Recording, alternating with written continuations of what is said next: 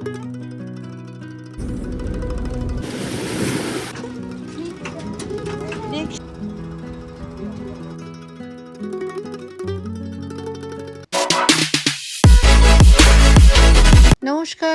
সবাইকে আবার নতুন একটি ভিডিওতে অনেক অনেক স্বাগতম। সমুদ্র দেখার আজকে দ্বিতীয় দিন, সকাল বাজে 6টা 18। চলুন একসাথে আমরা সূর্যোদয় দেখি সমুদ্রের এই পাড়ে দাঁড়িয়ে।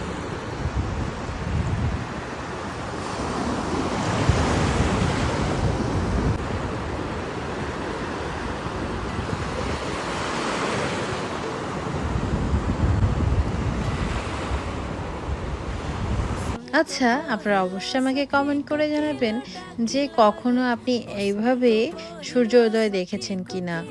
আমি দেখিনি, তবে এবার দেখলাম, সাথে আপনাদের সাথে শেয়ার করলাম।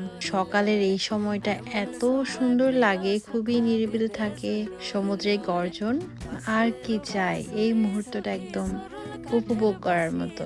আমি একাই এসেছি, সবাই তখন ঘুমাচ্ছিল, আর তখন দেখলাম অনেক ঝিনুক মুক্তা একদম উপরে উঠে গেছে। তাই আমি কিছু কালেক্ট করে নিলাম। অনেকেই দেখছিলাম এগুলো উঠিয়ে নিচ্ছে, আর এখন একা একা একটু এনজয় করছি। আমি একটু জলে নামি।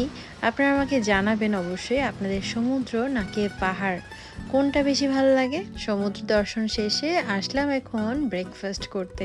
রুমের সাথে ব্রেকফাস্টটা ফ্রি ছিল। অনেক ধরনের এখানে আইটেমও আছে।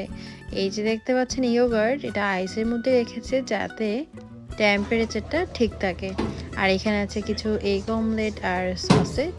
আর এই পাশটাতে রেখেছে পেনকেকের ব্যাটার, যেটা 3টা ফ্লেভারে ছিল, ব্লুবেরি, স্ট্রবেরি আর একটা প্লেন।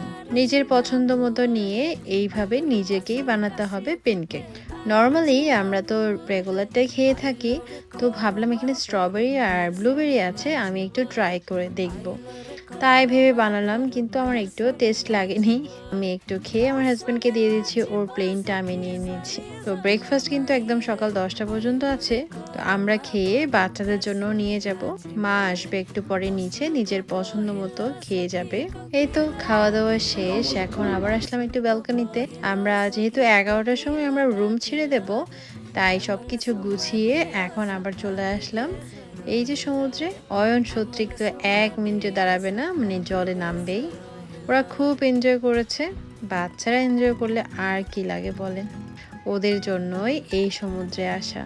সব সময় মানে প্রতি বছরই ওদের অনেক আগে থেকেই মানে জিজ্ঞাসা করতে থাকে যে কখন এবার আমরা বিচে যাব। আর ওদের আনন্দই হচ্ছে আমাদের আনন্দ। এখানে আসলেই মনে হয় যেন কক্সবাজার সমুদ্র সৈকতে এসেছি। আমরা যেহেতু হোটেল রুম ছেড়ে দিব, 11টার আগে কিছুক্ষণ সমুদ্র সৈকতে গিয়ে আনন্দ করলাম। এখন চলে আসছি পুলে। বাচ্চারা পুলে একটু আনন্দ করে নিচ্ছে। তারপর রুম ছেড়ে দিয়ে এখন আমরা চলে এসেছি আবার সমুদ্রের পাড়ে, বোর্ডওয়াকে। আমরা এখন রিক্সা চালাই। সত্যি বলতে এটার নাম রিক্সা না, তবে দেখতে আমাদের মনে হচ্ছিল রিক্সা। তবে এখানে 4টা হুইল ছিল, যেটা 4জনকে চালাতে হবে। আর এই যে দেখুন কাশফুল। সামার আসলে এখানে অনেক জায়গায় কাশফুল দেখা যায়। আর এই যে বড় বড় সাইজের ফুলগুলো দেখলেন, দেখতে কত সুন্দর। আমি দুটো কালার দেখেছি, একটা হচ্ছে পিঙ্ক কালার, একটা রেড কালার। সাইজগুলো একদম বিশাল। আর আমাদের ট্যুরের টাইম ছিল 1 ঘন্টা। এখান থেকে আমরা 1 ঘন্টা চড়ে আবার যাব ডলফিন ওয়াচ করতে। এই ট্যুরটা কিন্তু বেশ মজার ছিল। মানে সাইকেল যেভাবে চালাই সেভাবে চালাতে হবে সবাইকে সমান গতিতে। 1 ঘন্টার দাম নিয়েছে $40, এই প্রায় 4 থেকে 4,500 টাকার মতোই। আর এখন চলে আসলাম ডলফিন ওয়াচিং এ। একটা জিনিস খুবই ভালো ছিল, সবকিছুই মোটামুটি কাছাকাছি, এই ধরুন 4 থেকে 5 মাইলের ভেতরেই। এখানকার টিকিটটা আমরা অনলাইনে নিয়েছি। এখানে বড়দের জন্য $27 করে নিয়েছে, আর যারা সিনিয়র তাদের একটু কম, লাইক $25 কি $22 ছিল। আর 3 ইয়ার্সের নিচে কিডসদের ফ্রি ছিল। তো আমরা অনলাইন থেকে পেমেন্ট করে এসে ওদেরকে বললাম, আর ওরা আমাদেরকে কিছু টিকিট দিল। আমরা এই যে বোটে উঠবো, সেখানে আমাদেরকে এটা শো করতে হবে। আমাদের মতো সবাই এখন লাইনে দাঁড়িয়ে গেছে। এই ডলফিন ক্রুজে প্রথমবারই যাচ্ছি। আবার এখানে ওয়েল দেখা যায়, সেটা দেখার আর সাহস করিনি। ওই চলতে চলতে যদি 1-2টো দেখতে পাই আর কি। ডলফিন দেখলেই হয়ে যাবে। যদি ওয়েল দেখতে পাই তাহলে সেটা প্লাস পয়েন্ট হবে। ওই তো বোট ছেড়ে দিল বলেই। চলুন চলুন একসাথে আমরা সবাই মিলে ডলফিন দেখব। আর খুব সুন্দর করে একজন দেখলাম সবকিছু এক্সপ্লেন করছে কোন দিকে কি আছে, কত দূরে ডলফিন ওরা দেখতে পাচ্ছে বা কত দূর আমরা যাব। Trip, it is definitely possible to see other really cool animals. See quite a few.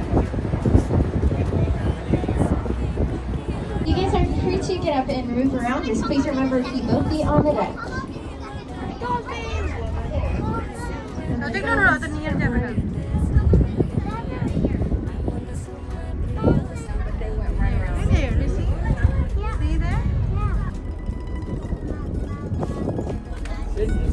Soutrik আর ওর বাবা সাহস করে একদম রেলিং ধরে দাঁড়িয়েছিল। আমার অনেকক্ষণ পানির কাছাকাছি ছিল, আমি আর অয়ন ভয়ে ওদিকে যাচ্ছিলাম না, খুবই ভয়ে ভয়ে শেষ মুহূর্তে গেলাম। আসলে অত কাছ থেকে পানিটা দেখা আসলে সাহসের বিষয়, মানে খুব ভয় লাগছিল একদম মাঝ পথে। আর এদিকে কিছুক্ষণের মধ্যে সৌত্রিক ঘুমিয়ে গেছে। আসলে এটা একটা লং জার্নি, তো দুদিনের জার্নি, একটু টায়ার্ড থাকে বটে। এই জার্নি আমাদের অলমোস্ট শেষের দিকে, তাই একটু খাওয়া দাওয়া করে নিলাম, নাচোস কিনলাম আর সাথে কিছু ড্রিঙ্ক। স্টোরটা বোটের মধ্যেই ছিল, তো আমরা এখান থেকে সরাসরি বাইরের উদ্দেশ্যে বের হয়ে যাব। মাঝপথে কোথাও থেমে আমরা রেস্টুরেন্টে গিয়ে খেয়ে নেব। এখন বাজে বিকেল প্রায় 3টা, লাঞ্চ হচ্ছে এটাই। সো আমরা লাঞ্চ ডিনার একসাথে খাবো আর কি। চলেন তাহলে এখান থেকে যাই, কতদূর যেতে পারি। মা এসে শেষ পর্যন্ত এসে দাঁড়ালো, প্রথমে ভয়ে ভয়ে এদিকে যাচ্ছিল না আমাদের মতোই। এই যেখান থেকে শুরু করেছিলাম সেখানে এসে পৌঁছে গেছি। যখন ওরা টার্নিং করলো আমি একদমই বুঝতে পারিনি। এই যে সেই চেনা আমাদের চেসপেক বে ব্রিজ টানেল, আমাদের বঙ্গবন্ধু টানেল নিশ্চয়ই দেখতে এরকমই হবে। আমার অবশ্য যাওয়া হয়নি, কিন্তু ভাবি যে হয়তো এরকমই হবে দেখতে। এই তো যেতে যেতে মাঝপথে গুগল সার্চ করে পেয়ে গেলাম এই যে ইন্ডিয়ান রেস্টুরেন্ট। খাওয়া দাওয়া করে একদম সরাসরি বাড়ি। কাল থেকে শুরু আবার জব। অনেক আনন্দ করলাম, আসলে পরিবারের সাথে কাটানো প্রতি মুহূর্তটাই খুবই আনন্দের, তাই এগুলোকে স্মরণীয় করে রাখতেই ছোট্ট একটা ভিডিও আপনাদের সাথে শেয়ার করলাম। আপনারা সকলেই ভালো থাকবেন, সুস্থ থাকবেন, সাবধানে থাকবেন, নিজে ভালো থাকবেন এবং অন্যদেরকেও ভালো রাখবেন। আজকের এই ভিডিওটি দেখার জন্য সকলের প্রতি অনেক অনেক কৃতজ্ঞতা। দেখা হচ্ছে খুব শীঘ্রই নতুন আরেকটি ভিডিওতে। টেক লাভ।